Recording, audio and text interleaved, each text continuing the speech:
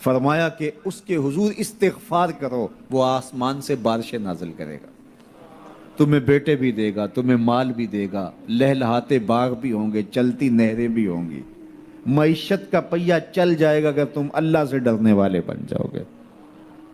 تو آج ہم کہتے ہیں یہ ہو فلاں ماہر اور فلاں شخص ہو تو پھر ہماری معیشت بہتر ہو سکتی ہے۔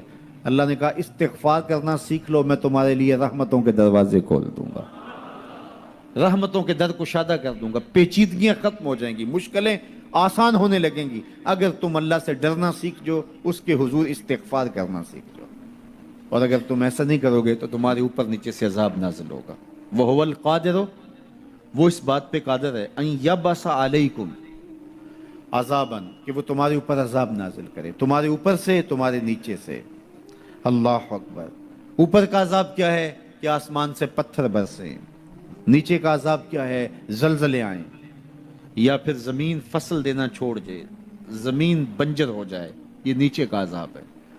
حضرت عبداللہ ابن عباس رضی اللہ تعالیٰ عنہ فرماتے ہیں اوپر کا عذاب یہ ہے تمہارے حکمران نااہل ہوں، اور نیچے کا عذاب یہ ہے تمہاری اولادیں نافرمان ہو جائیں۔ یہ اوپر اور نیچے کا عذاب ہے جس میں تمہیں مبتلا کر دیا جاتا ہے۔ یہ کب ہوتا ہے؟ جب تم اللہ کے حکموں کے نافرمان ہو جاؤ۔ جب چند لوگ اللہ کے نافرمان ہو جاتے ہیں تو پھر ان چند لوگوں کو انفرادی اذیتوں میں اور مشکلات اور پیچیدگیوں میں مبتلا کیا جاتا ہے۔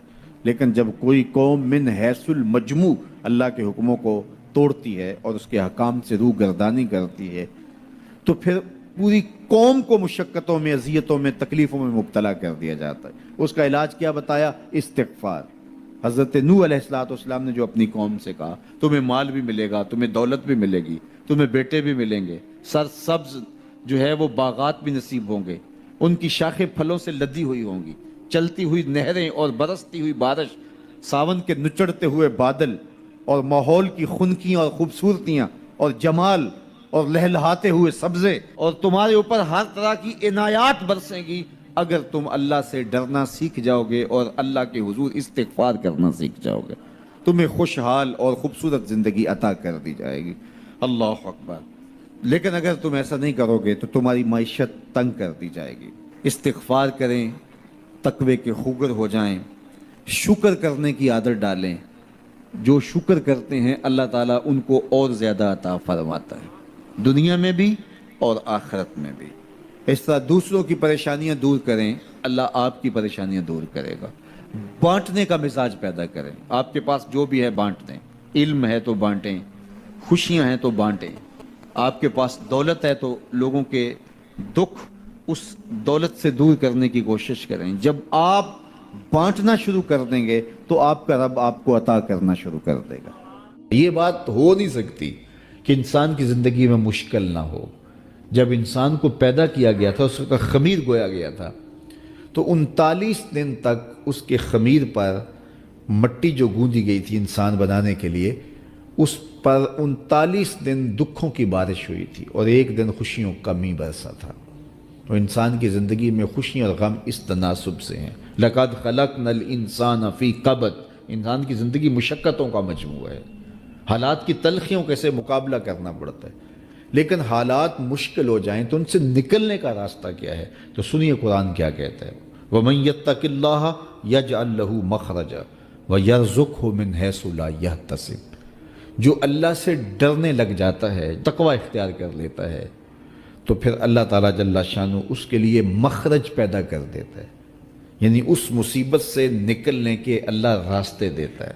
یہ اس شخص کا مقصوم ہے جو اللہ سے ڈرتا ہے۔ اس پر مشکلات اس پہ بھی آتی ہیں، یہ نہیں کہ اس پہ مشکلات نہیں آتی، زندگی کی مشکلات کا وہ بھی شکار ہوتا ہے، لیکن جو ہی مشکلات آتی ہیں ان مشکلات سے نکلنے کا اللہ اسے راستہ بھی عطا کر دیتا ہے۔ اور دوسری بات، وَيَرْزُقْهُ مِنْ حَيْثُ لَا يَحْتَسِبُ، اللہ اس کو وہاں سے رزق دیتا ہے جہاں سے اسے گمان بھی نہیں ہوتا، وہاں سے رزق دے دیتا ہے۔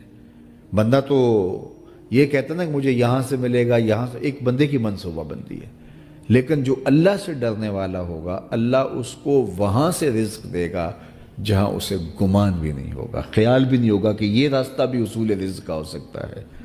تو یہ میرے رب کا وعدہ ہے اور میرے رب کے وعدے سچے ہیں۔ تو جب تم اللہ سے ڈرنے لگو گے تو یہ تخت و تاج، یہ دنیا کی عزتیں، یہ تمہارے قدموں میں ہوں گی۔ اس سے ڈرنے کا نتیجہ ہے جو تمہارا رب تمہیں عطا فرمائے گا۔ حضرت عمر رضی اللہ تعالیٰ عنہ کی خدمت میں ایک شخص آیا، اس نے کہا میرے ہاں اولاد نہیں ہے، تو آپ نے کہا استغفار پڑھا کرو۔ ایک دوسرا شخص آیا کہ صاحب بارشیں نہیں ہوتی، فرمایا استغفار پڑھا کرو۔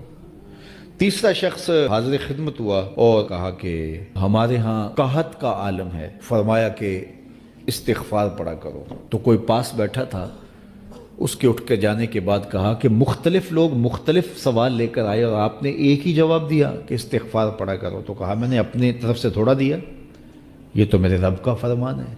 کہا وہ کیسے؟ کہا سورہ نوح پڑھو، فَقُلْتُ اسْتَغْفِرُوا رَبَّكُمْ۔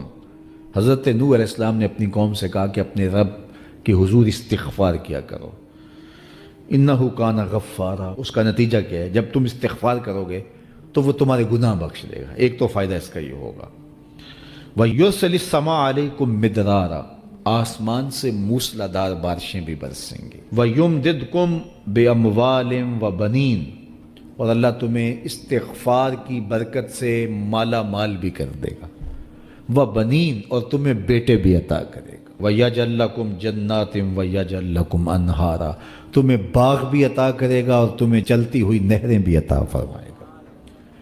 آج میں سمجھتا ہوں کہ پاکستانی قوم کو اجتماعی استغفار کی ضرورت ہے۔ آپ کے دریاؤں کا پانی سوکھ گیا، استغفار کریں گے اللہ تعالیٰ ان کو پانیوں سے مالا مال کر دے گا، بارشیں ہوں گی، قحط سالیاں دور ہوں گی، بے اولادوں کو استغفار سے اولاد نصیب ہوگی، اور معیشت کی بہتری جو ہے وہ استغفار کے ذریعے سے ہوتی ہے۔